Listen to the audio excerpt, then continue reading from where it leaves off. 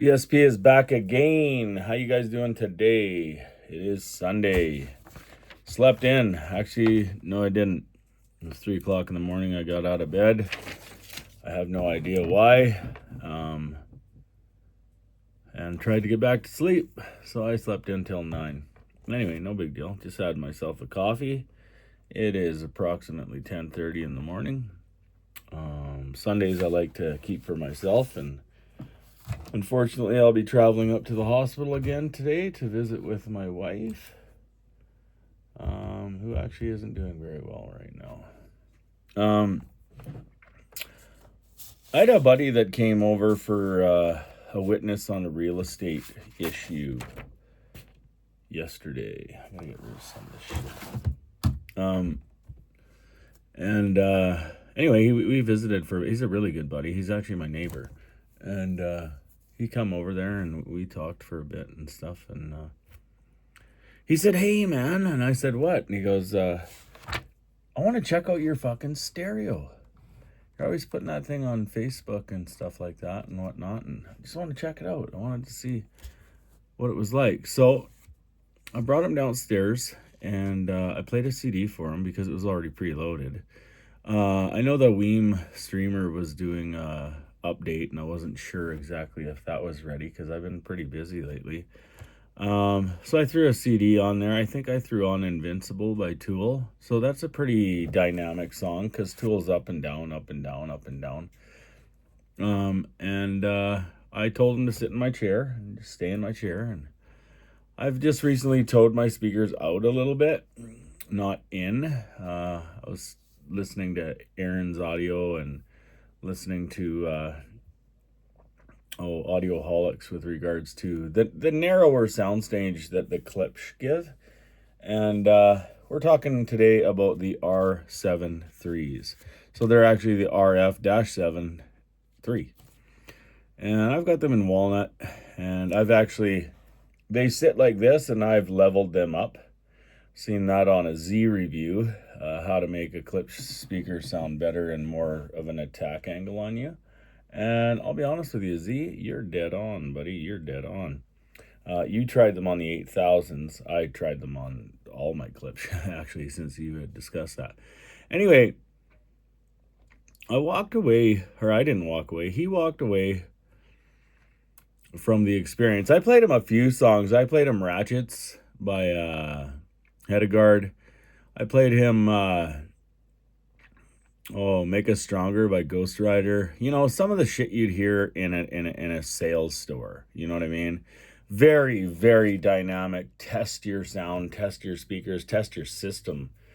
And the truth is I've been playing so many records lately that I've been just like kind of fucked and trying to figure out, like, don't get me wrong, I know the system, but I've just been playing a lot of records, right? I just got that new Ortophone Blue and stuff like that. And that's kind of why I was tweaking with the speakers a little bit, because the Ortophone Blue can be slightly sibilant with a horn speaker.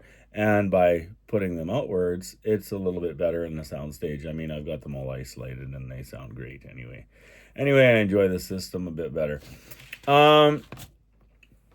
So I also turned on my home theater system for him as well. And I've got that Summit Hi-Fi 11 channel power amp hooked up to my, Pioneer, which I want to swap out for an Onkyo. And I just cranked that thing on ratchets. And because I don't have the Dirac bass control and I don't really want it, bass just doesn't work on music. It just doesn't.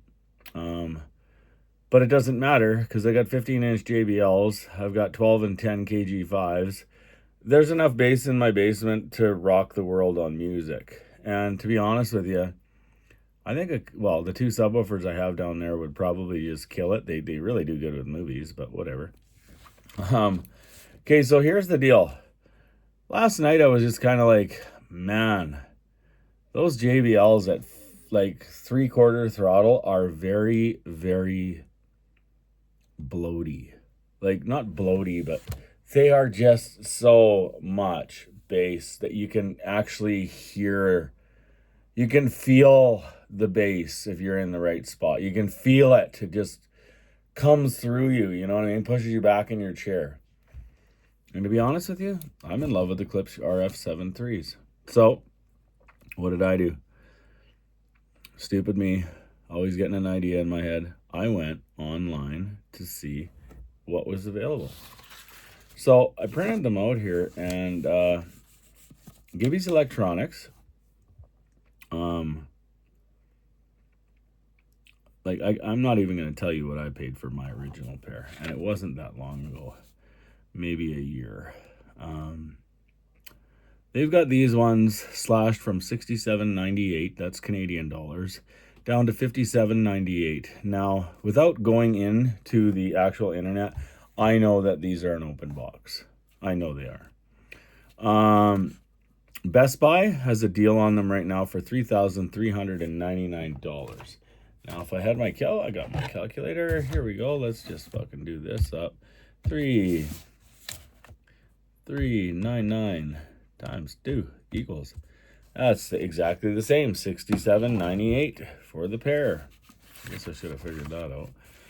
Then you go over to this one, and of course, Gibby's Electronics actually has the pair that you're looking for $67.98. That is Canadian dollars. I live in Canada. Here's the sheets I looked at. I printed them out. Now they can go in the garbage, or actually they'll go in my recycler. Garbage. But anyway, I was thinking about maybe, putting the old JBLs to bed and using Klipsch. But what have we got? So we've got inflation, we've got tariffs, and we've got shipping.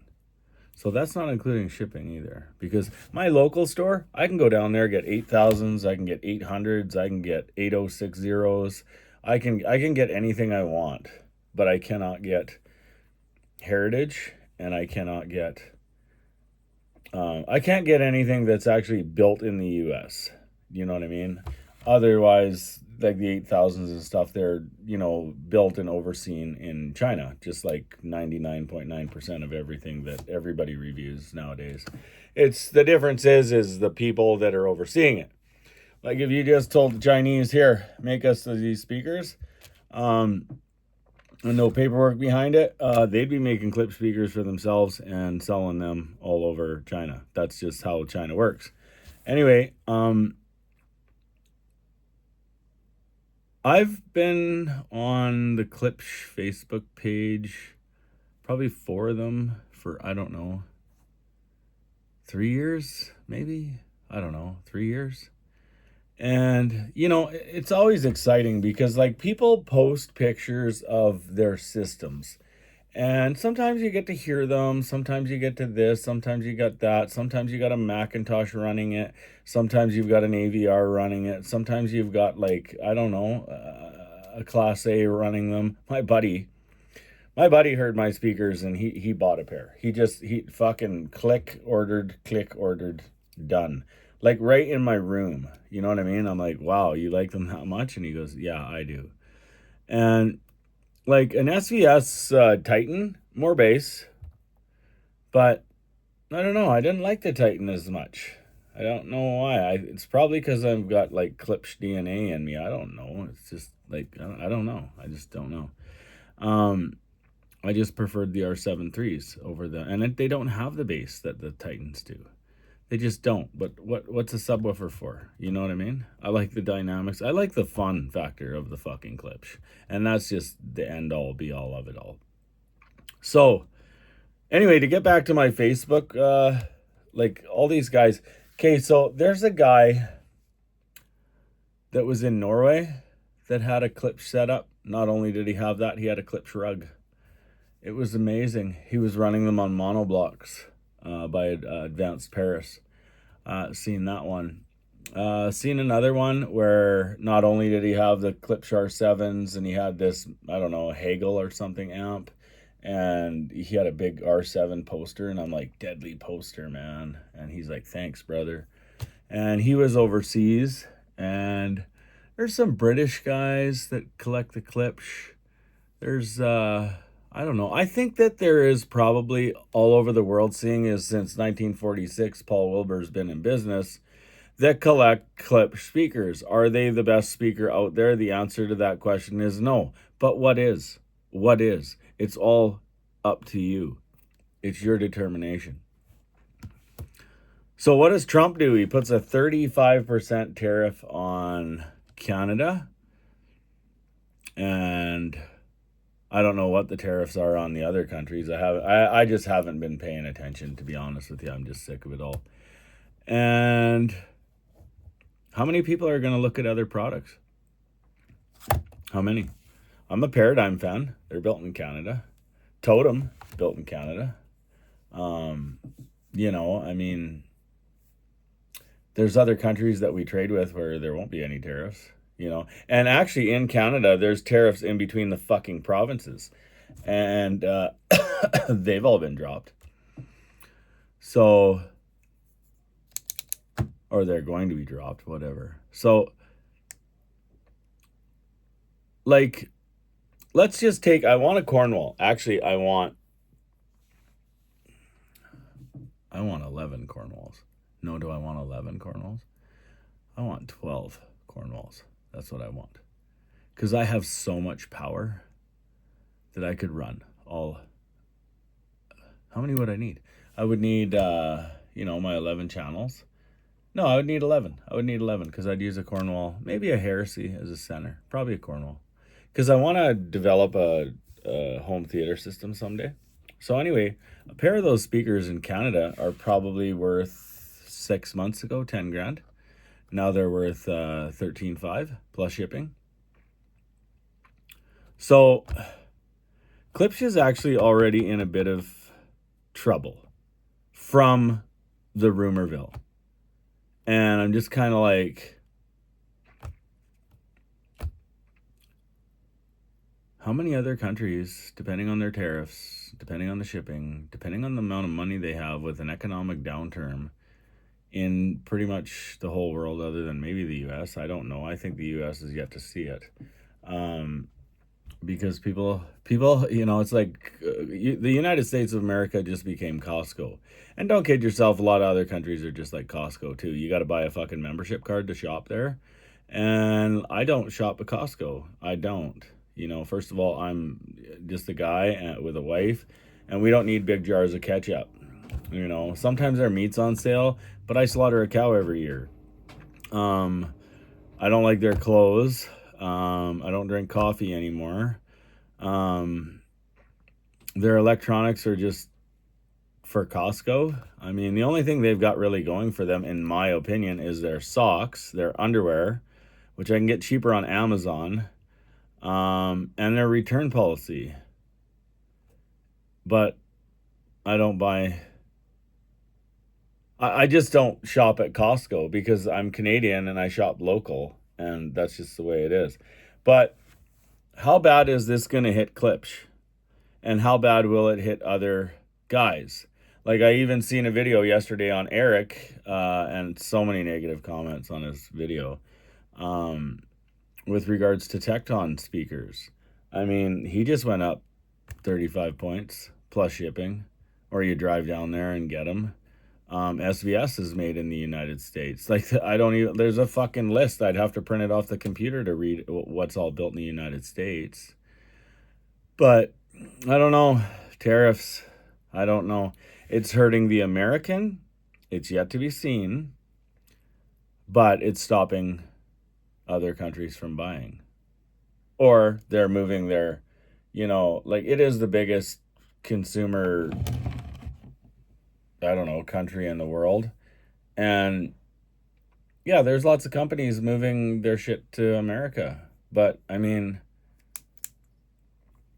I think even some Canadians are going to be moving to America to manufacture stuff, so the Americans still buy them. But that doesn't make any sense because our dollar's cheaper. Our dollar's at 73 cents last time I checked. So that's already a 27% discount you get on anything made or manufactured in Canada. And I mean, you've got tariffs on steel, you got tariffs on this, you got tariffs on that, you got tariffs. Like, it's just an unfriendly way to do business. And for the audio enthusiast, well, if you needed an 11, okay, 11, $5,000 a piece times 11 equals $55,000 times 1.35 equals, that's $74,250. So that's another 25, well, it's not 25 grand, but it's another 20 grand. You know, just under 20 grand. But then you got to take into shipping. So say you were bringing, like, because I've seen a home theater system done out of all corn walls. Everything was corn walls, you know, and I don't need 11 of them because there's height speakers and blah, blah, blah. So it's probably down to fucking whatever. I'm just using it as an example.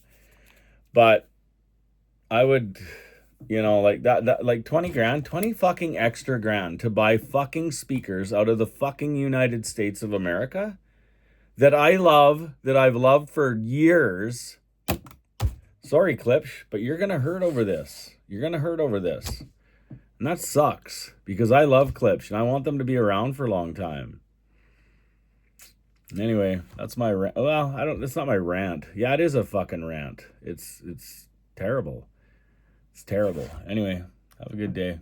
VSP is out. True Klipsch lover.